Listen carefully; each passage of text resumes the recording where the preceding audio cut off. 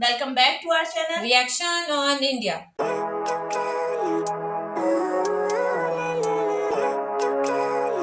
मेरा नाम है नाजिया। मेरा नाम है मिनाहिल। तो आज इस वीडियो में हम रिएक्शन देने जा रहे हैं। इसका टाइटल है वीडियो का टाइटल है truth of Kargil war by Pakistani people और इनके चैनल का नेम है डिफेंस डिटेक्टिव। आज हम लोग इस वीडियो पे रिएक्शन करने जा रहे हैं। वीडियो का लिंक और टाइटल आपको मिलेगा डिस्क्रिप्शन बॉक्स में। इसकी सजेशन भी थी, हम लोगों ने सोचा इसके ऊपर रिएक्ट किया जाए। जरूर से चेकआउट कीजिएगा इनके चैनल को, और अगर आप हमारे चैनल पर नए हैं तो जल्दी से सब्सक्राइब करिए और बाकी लिंक जो है वो डिस्क्रिप्शन में मौजूद है, वहां उसको फॉलो करें। जल्दी से बढ़ते हैं वीडियो की जानिब और देख लेते हैं ये वीडियो। इस वीडियो में बताई गई सारी जानकारी पब्लिक प्लेटफॉर्म पर उपलब्ध है। इसमें ऐसी कोई जानकारी नहीं दी गई है जिससे हमारे सुरक्षा बलों की गोपनीयता भंग होती है। डिफेंस डिटेक्टिव सेना का सम्मान करता है और उन्हीं जानकारियों के आधार पर काम करता है जो सार्वजनिक रूप से मौजूद हैं। नमस्कार दोस्तों, डिफेंस डिटेक्टिव के एक और एपिसोड में आपका स्वागत है। मेरे पाकिस्तानी दर्शक अपने कमेंट्स में लगातार लिख रहे हैं कि 71 की जंग को छोड़ दें तो पाकिस्तान ने हर जंग में भारत को शिकस्त दी है, हराया है। तो दोस्तों, आज इन पाकिस्तानी दर्शकों की बोलती बंद करने के लिए मैं ये वीडियो लेकर आया हूं। आज से मैं एक सीरीज शुरू कर रहा हूं जिसमें हिंदुस्तान का एक भी शख्स इन चारों जंगों के बारे में नहीं बोलेगा, बल्कि खुद पाकिस्तानी अपनी पोल खोलेंगे। Pakistani army, Pakistani air force, Pakistani navy, Pakistani सरकार, उनकी खुफिया एजेंसी ISI, पाकिस्तानी पत्रकार बताएंगे कि भारत से हुई 4 जंगों का नतीजा क्या रहा है। अगर पाकिस्तान के मेरे दर्शक सबूतों के साथ बने इस वीडियो को भी नहीं मानेंगे तो मैं बस यही कहना चाहूंगा कि आप लोगों ने अपनी आंखों पर पट्टी बांध रखी है, सच को मानना ही नहीं चाहते। तो सीरीज के पहले वीडियो में बात करगिल जंग की।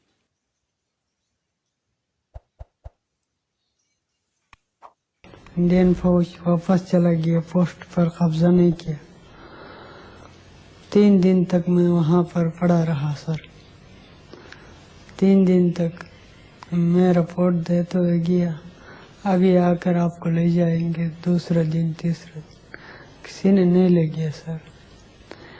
3 दिन के बाद फिर अटैक हो गया, पोस्ट कब्जा हो गया सर। दूसरा दिन फिर एक इंडियन फौजी आ गया सर, करीब आ गया तो मैंने उसको बताया, भाई मैं जख्म है, मुझे नहीं मार रहा है। पाकिस्तानी फौजी हुनर शेर ही नहीं, कई और जवान जिन्हें भारत की सेना ने पकड़ा, उन्होंने यही बातें कही। ये सब करगिल जंग की जंग में युद्धबंदी थे। पाकिस्तान की फौज ने इन्हें लड़ने तो भेजा था, लेकिन जंग में इन्हें इनके हाल पर छोड़ दिया था। अब सर नहीं ले गया, अच्छा नहीं होने की वजह से नहीं ले गया, नहीं तो 3 दिन में ले जाना चाहिए जख्मी को। अगर अच्छा होता तो 3 दिन तक एक जख्मी कैसे नहीं ले जा सकता। लड़ाई करना जानते हैं सर, जख्मी ले जाना, डेड बॉडी ले जाना नहीं जानते। तो दोस्तों, पाकिस्तानी आर्मी कितनी अनप्रोफेशनल है इसका अंदाजा आपको करगिल जंग के इन POW यानी प्रिजनर ऑफ वॉर की बातों से हो गया होगा। भारत ने इन सभी जवानों का इलाज कर वापस पाकिस्तान को सौंप दिया था।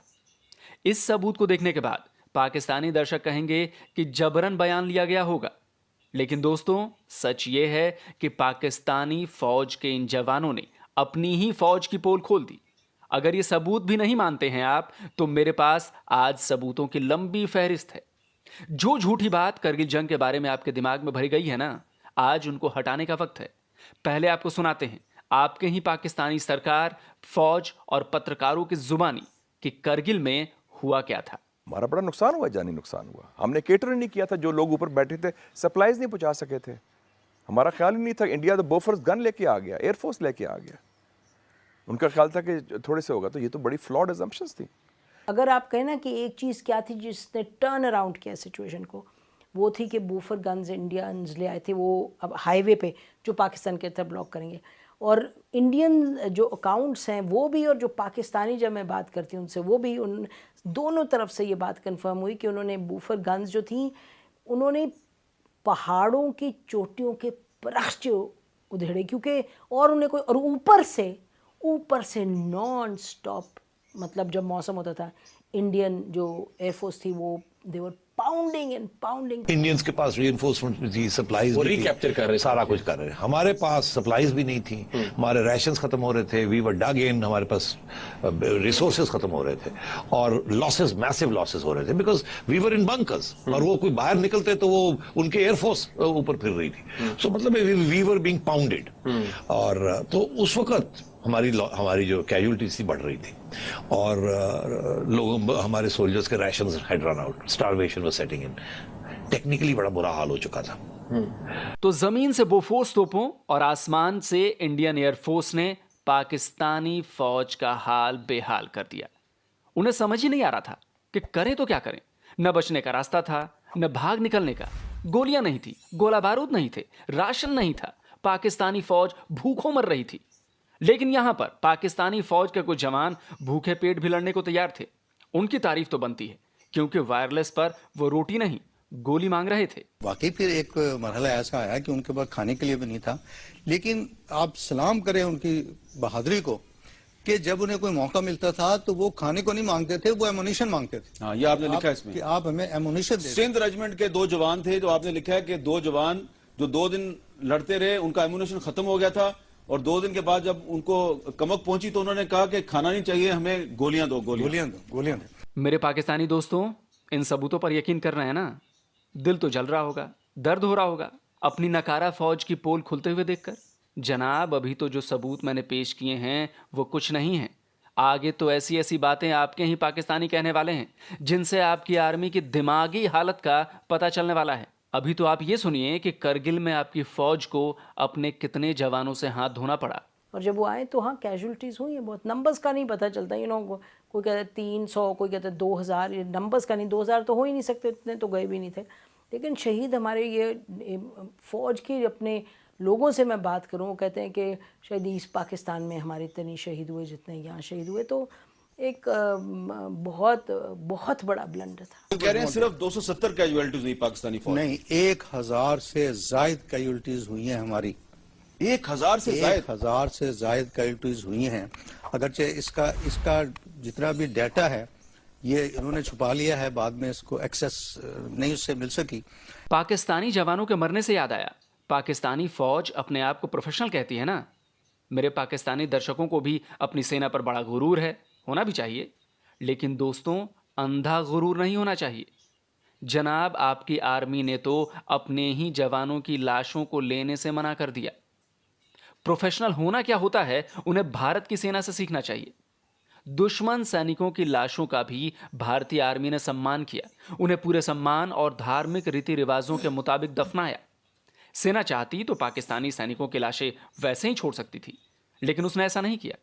जनाब, ये होता है प्रोफेशनल आर्मी का होना, जो कि पाकिस्तानी आर्मी कहीं से भी नहीं है।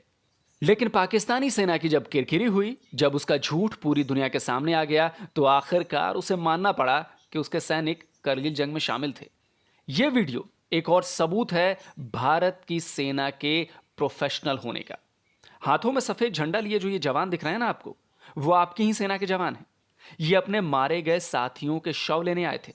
भारत की सेना ने पूरा सम्मान किया। वीडियो में आप देख सकते हैं कि मारे गए पाकिस्तानी सैनिकों को भारतीय सेना के अधिकारी और जवानों ने भी सैल्यूट किया।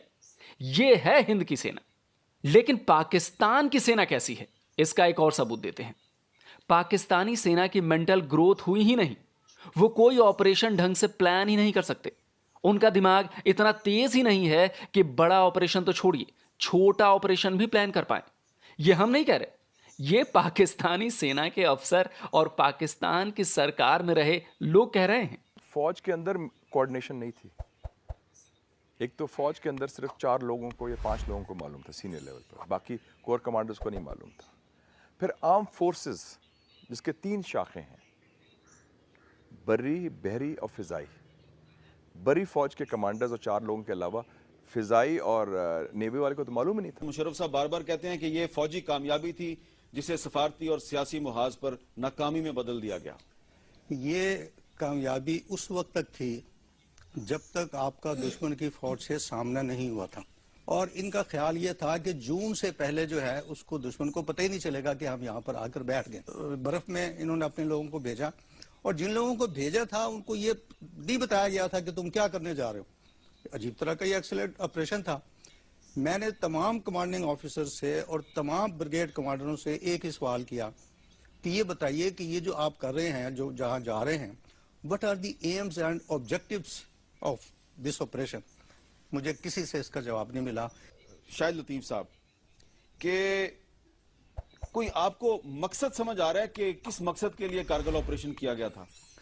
देखें जी, मैं समझता हूँ ये क्लासिकल एग्जाम्पल है उन मिलिट्री ऑपरेशंस की कि जिनका ना सर है ना पांव है।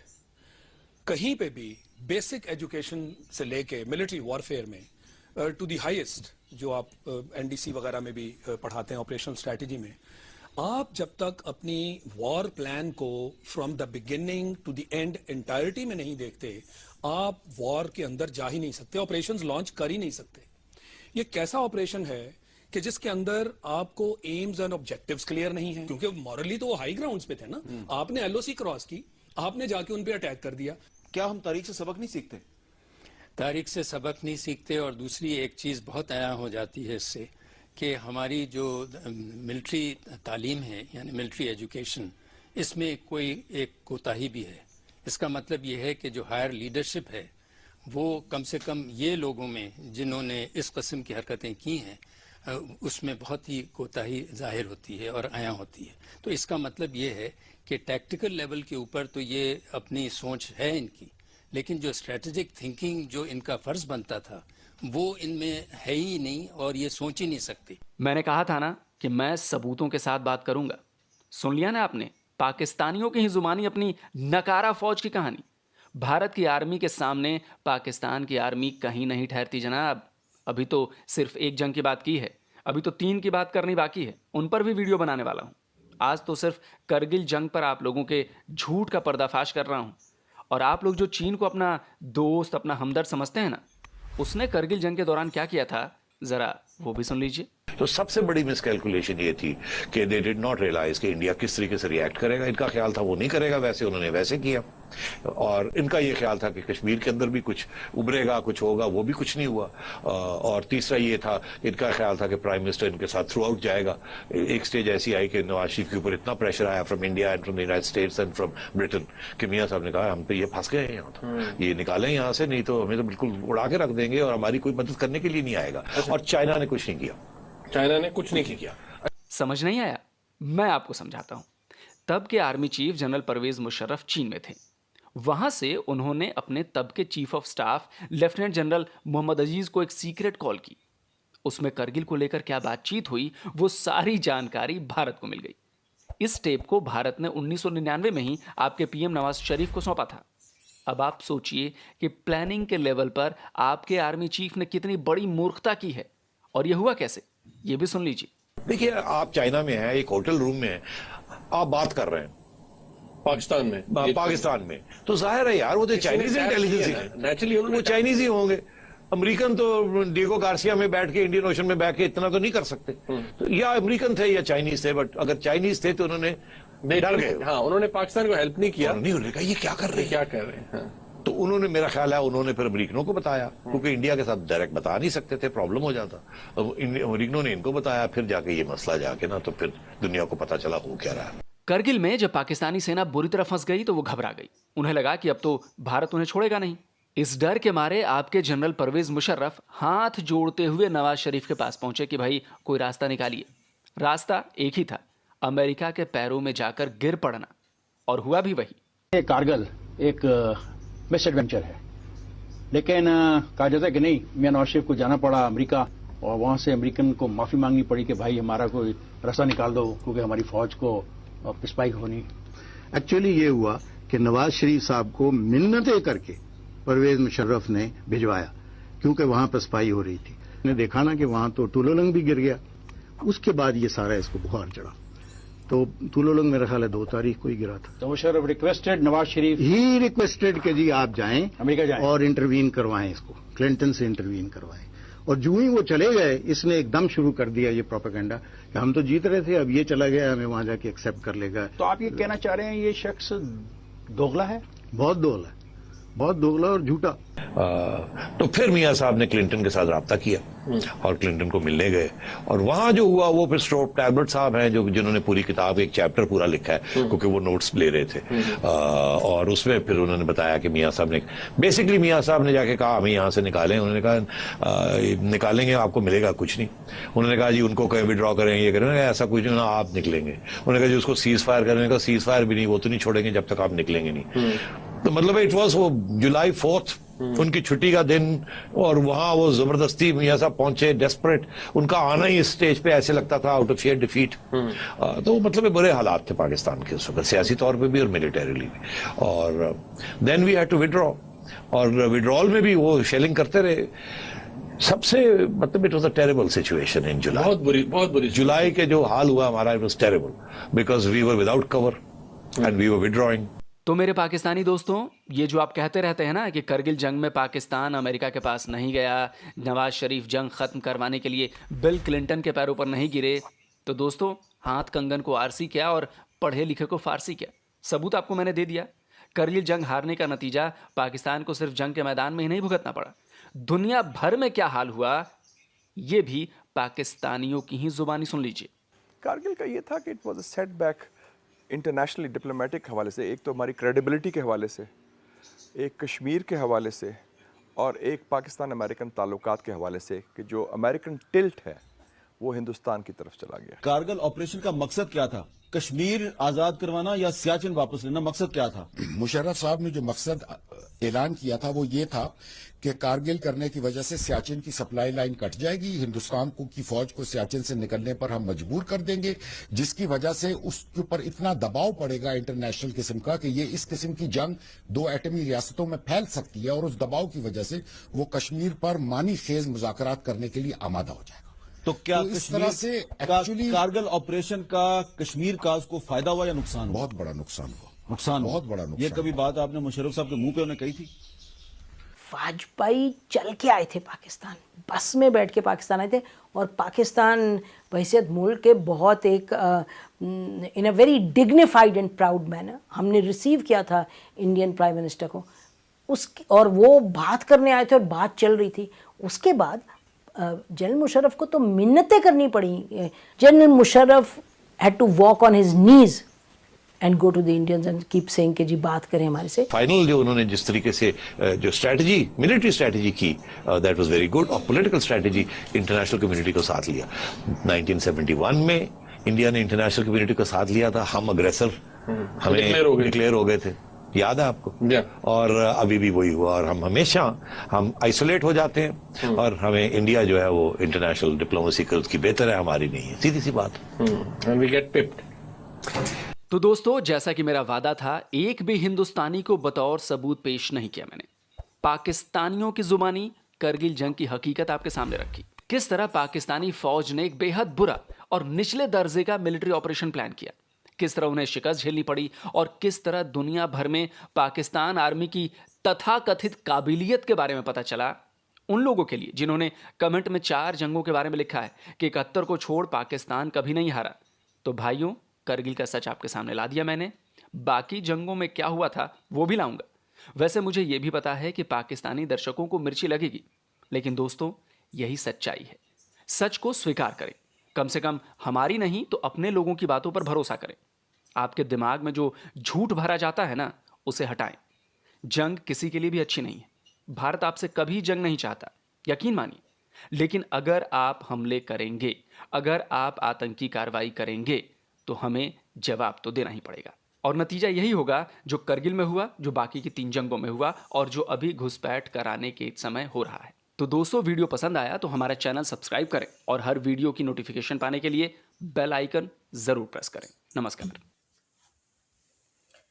सो वीडियो हम लोगों ने वॉच की, इसमें हमें कारगिल वार का जो ट्रूथ था वो सामने आया। अच्छा, सबसे पहले बात करते हैं कि स्टार्ट क्यों हुई थी और किसकी तरफ से पहल हुई थी। तो पहल जो है वो पाकिस्तानियों की तरफ से हुई थी, क्योंकि जो सियाचिन की जो घाटी है, चोटी है, जो सियाचिन के पहाड़ है, वहां पर मतलब डिप्लॉय होती है वहां की भी आर्मी और पाकिस्तानियों की भी आर्मी, और इनके जो है ना कुछ मंथ्स आई थिंक इन्होंने आपस में सेलेक्ट किए हुए हैं कि कुछ मंथ्स जो है वो वहां पर अपने फोर्स डिप्लॉय करेगी और कुछ मंथ, तो ये मतलब सिलसिला सही से चल रहा था।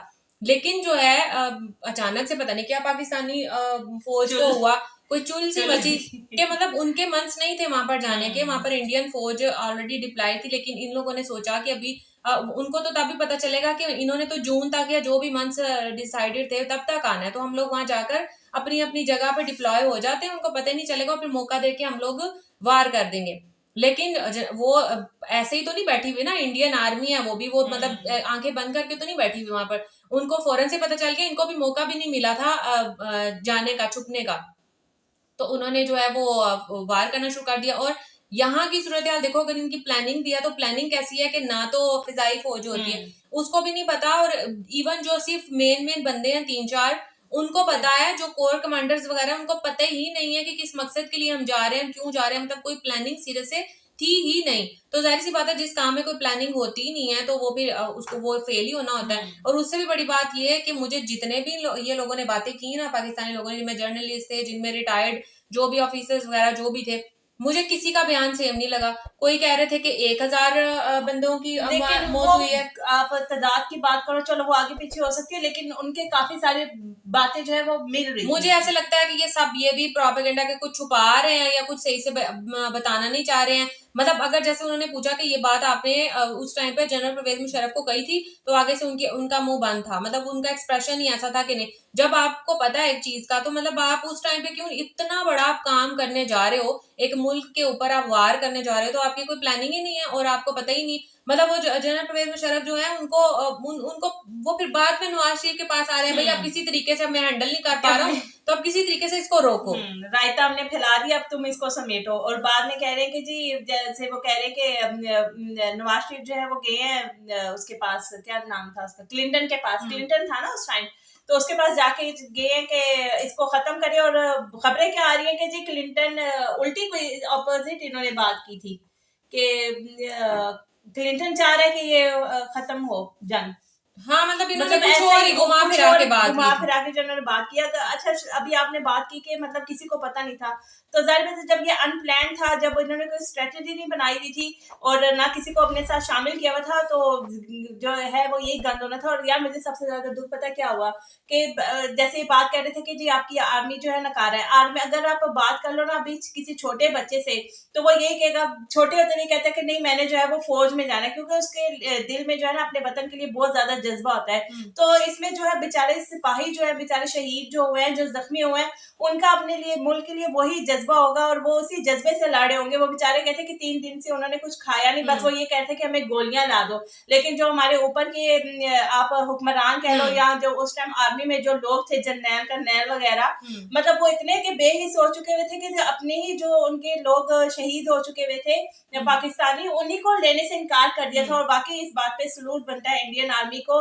कि उन्होंने जिस तरह पाकिस्तानी लोगों को दफनाया जाता है उन्हीं के फ्लैग में लपेट के जो है वो उनको अच्छे तरीके से जो है वो आखिरी रसूमात जो है वो की गई। और साथ में जो अगर कुछ जो लाशें हैं वो पाकिस्तानियों को दी, तो साथ में इंडियन आर्मी ने भी जो है वो उनको सलूट वगैरह किया। तो मतलब ये होता है आपका बड़ा जर्द, एक तो आप बताए बगैर उनको LOC में आप उनके घुस गए हो, आपने खामखा का पंगा लिया उनके साथ, और जब फिर वो आपके साथ इतने अच्छे तरीके से पेश आए कि जो आपकी कैजुअलिटीज हैं वो भी उन्होंने जो है वो अच्छे तरीके से वापस की। तो मेरे ख्याल से पाकिस्तानियों का काम कोई नहीं बनता था इसके ऊपर, वाकई कारगिल वार के ऊपर। और बिल्कुल सही बात है कि इन्होंने जो है ना पाकिस्तानियों को झूठ जो है ना वो उनको बताया हुआ कि नहीं हमने जो है ये जंग हमने जीती भी है, या इंडियन आर्मी ने जो है जबरदस्ती वो हमारी LOC में आए थे।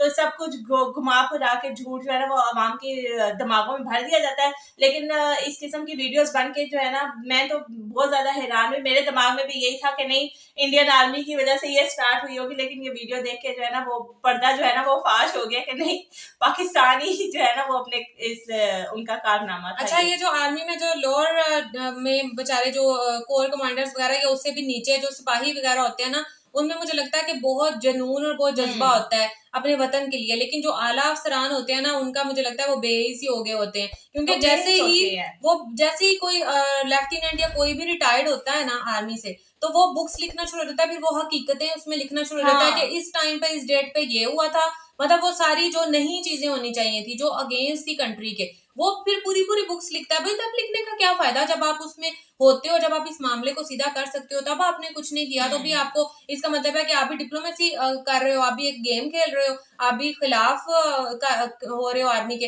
तो मतलब ये सब जो है ना, मुझे ये समझ नहीं आती। और ये जितने भी ये रिटायर्ड, मुझे तो इनकी किसी बात पे यकीन नहीं था। उस टाइम पे तुम लोग कहाँ थे? उस टाइम पे नहीं तुम लोग सच बोल सकते। अब बड़ा तुम लोगों के अंदर से सच निकल रहा है, अब भी मत बोलो सच, अब क्यों बोल रहे हो? तो मतलब जितने भी एंकर्स वगैरह और ये सब जितने भी लोग थे, कोई कह रहा है कि 1000 कैजुअलिटीज थी, कोई कह रहा है मतलब इतने, अगर 1000 बंदे तुम लोग गए हुए थे तो क्या तुम खाली हाथ गए हुए थे? जो तुम्हारे पास जो है वो आर्मर्स वगैरह कुछ नहीं थे तुम्हारे पास। इसमें बड़े जो उस टाइम आर्मी में जो बड़े लोग थे उनका कसूर है ना, जब आपने किसी को बताया नहीं कि जी आप जंग करने जा रहे हो, तो मैं कह रही हूँ ना, तो करते? उनको जब ये था कि अनटर्न को प्लान करके जाना चाहिए था ना, तो ये सारी चीजें जब वहां पर खत्म हो गई हैं, पाकिस्तान के पास असला खत्म हो गया था, डिफेंस इतना उनका बजट है, तो क्या था उस टाइम? मतलब ये सारे सवाल है ना जो एक आम इंसान के ज़हन में आते हैं कि उस टाइम क्या हो गया था। मतलब यहाँ तक भी मैंने सुना है कि इंडियन आर्मी ने इनको, मतलब वो कहते हैं ना कि बोलने तक का मौका नहीं दिया। मैं ये आम वर्डिंग बोल रही हूँ कि उन्होंने इतना अपनी फिजाई जो आर्मी है उनके वो पता नहीं कौन सी गन कह रहे थे, बुफर, हाँ बिफोर गन थी, कोई अफगानिस्तान टाइप की कोई थी, उससे मतलब हमला की, और इन लोगों के पास वो नहीं थी। तो मतलब इनकी तरफ से प्लान हुआ था, इन्होंने पहले हमला किया, लेकिन उन्होंने जो है वो ऐसा जवाब दिया ना, मतलब कि वो तो प्लान करके नहीं बैठे हुए थे ना, लेकिन फिर भी उन्होंने जो है वो ऐसा मुकाबला किया। तो मतलब दाल तो फिर टोटली उनके बनती है कि वो इस चीज के लिए रेडी भी नहीं थे। उनके तो वहम गुमान भी नहीं था कि ऐसा कुछ हमारे ऊपर अटैक होगा, लेकिन उन्होंने कैसे उसको होल्ड किया और कैसे उसका मुकाबला किया। तो फिर जाहिर सी बात है, फिर वही बात आ गई कि सही जो आर्मी के जवान है वो तो ऐसे ही करते हैं, वो तो हर वक्त रेडी रहते हैं कि किसी भी तरह का कोई भी हमला हो, हम उस चीज के लिए रेडी हैं। ये पाकिस्तानी जो है ना कुछ ज्यादा ही होशियार बनने की कोशिश करते हैं। पहली बात तो ये कि वही आप वाली बात स्टार्ट में जो आपने की कि उन्होंने मंथ्स जो है वो डिवाइड किए हुए थे, तो जब आपका अच्छे तरीके से सारा प्रोसीजर चल रहा था तो बीच में आपको अपनी होशियारी दिखानी थी। कश्मीर चाहिए ना, हाँ, और वही कश्मीर वाली बात भी उन्होंने जो है वो इसके अंदर की कि जी कश्मीर हम इस तरीके से जो है वो प्लानिंग करेंगे और फिर कश्मीर हम ले लेंगे। तो सारा जो है वो उल्टा इन्हीं के ऊपर सारा जो उसके है बाद और होशियार हो गए, अब ये तो यही चीज कर रहे हैं, तो हम लोगों ने तो ये, फिर वही बात आ जाती है ना, आपका थोड़ा सा अना भी आ जाती है कि नहीं यार अब तो कभी भी नहीं, और अब तो वो बलोचिस्तान के बारे में सोच रहे हैं। या मैं ये वीडियो देखते हुए सोच रही थी कि मतलब ठीक है पाकिस्तान की और भी नेबर्स कंट्रीज हैं, अच्छा इसमें चाइना की देखो, चाइना की उस टाइम से हमारे साथ रियलिटी है, कितनी पुरानी है कारगिल जंग, तो उस टाइम भी अभी तक हम होश के नाखून नहीं ले पा रहे कि चाइना जो है वो हमारे साथ सिंसियर नहीं है। तो उस टाइम भी उसने कोई हमारा साथ नहीं दिया, और इस टाइम भी अपने वो फायदे की जो भी वो काम करता है उसमें उसका फायदा जो है वो लाजमी होता है। तो मैं ये सोच रही थी जैसे हमारे बाकी नेबर कंट्रीज हैं तो उनके साथ हमारा कोई इशू नहीं है, बेशक वो नॉन मुस्लिम भी है, जैसे चाइना भी तो नॉन मुस्लिम है, पता नहीं इंडिया के साथ इनका क्या लेने देने है, मुझे तो ये समझ नहीं आती। क्योंकि इंडिया कश्मीर की बिना पर है ना, मेरी समझ से बाहर है कि इंडिया में जड़ें हैं इनकी, वो कहते हैं ना एक पौधा अपनी जड़ के बगैर नहीं रह सकता, तो ये भी जैसे कहते हैं दो भाइयों में कभी ना कभी नोक झोंक होती रहती है किसी ना किसी बात पे, तो मतलब ये भी दो एक टाइप के भाई है ना, इनको अलग किया। तो ये या तो अब ये चाह रहे हैं कि या तो हम एक हो जाएं, या ये चाह रहे हैं कि हम एक दूसरे को खत्म कर दें, या तो फिर मतलब पता नहीं क्या ही कुछ चल रहा है इनके ज़हन में जो कि समझ से बाहर है। खैर ये था आज का हमारा रिएक्शन, दिल तो बहुत ज्यादा दुखा अपनी रियलिटी देख के, जैसे वही कह रहे थे कि पाकिस्तानियों को मिर्चें लगी होंगी, मिर्चों वाली बात नहीं है, दुख हुआ कि यार कारगिल की जंग के पीछे जो वो क्या रियलिटी है, दुख इस चीज का हुआ कि मतलब चलो ठीक है हार गया, लेकिन रियलिटी तो बताओ। हाँ, जो हकीकत है वो बताओ। सबको ये पता कि हम लोग जीते, और जितने भी कमेंट्स थे उनको हम भी उनमें ही शामिल हैं। हम लोगों को भी यही पता था कि 1971-65 की जंगें हम जीते हुए। 48 का थोड़ा बहुत था कि हाँ ठीक है, 48 का नहीं था इतना कुछ, इन्होंने डिसीजन बताया ही नहीं था, लेकिन 65 और 71 का तो हमारे सामने था, क्लियर आम न्यूज चल रही थी कि हाँ पाकिस्तान जीता है, इस पे तो बड़ी सारी मूवीज भी हैं। खैर पता नहीं पाकिस्तानी जो है वो झूठ का, पाकिस्तानी जो बड़े लेवल पे है ना, जो हुक्मरान वगैरह, वो पता नहीं अपना झूठ जो है वो कब खत्म करेंगे, अपनी अना में से कब बाहर निकलेंगे, ये एक अलग टॉपिक है। सो ये था हमारा आज का रिएक्शन, होप सो आपको अच्छा लगा होगा। अगर आप लोगों ने भी कुछ कहना है, मुझे यकीन है कि बहुत कुछ आप लोगों ने कहना होगा, तो आप लोगों को खुली इजाजत है, कमेंट सेक्शन भर दीजिए, और जो भी आपके दिल की इच्छाएं हैं या जो भी आप कहना चाहते हैं जरूर से हमारे साथ शेयर कीजिए। गालियों से परहेज कीजिए। खैर आपको अगर हमारा रिएक्शन अच्छा लगा है तो वीडियो को लाइक कर दीजिएगा, और जो चैनल पे नहीं है वो जल्दी से प्लीज सब्सक्राइब कर दें। सो मिलेंगे इंशाल्लाह आपसे नेक्स्ट रिएक्शन वीडियो के साथ, नेक्स्ट 1965 की ना देखी जाए। चले जी, आप लोग भी चाहते हैं कि नेक्स्ट रिएक्शन अगर 1965 का हो तो या 71 का, दोनों में से जो जिसके ज्यादा कमेंट्स आएंगे हम उसके ऊपर रिएक्शन करेंगे। सो मिलेंगे आपसे इंशाल्लाह नेक्स्ट रिएक्शन वीडियो के साथ, तब तक हमें दें इजाजत। अल्लाह हाफिज।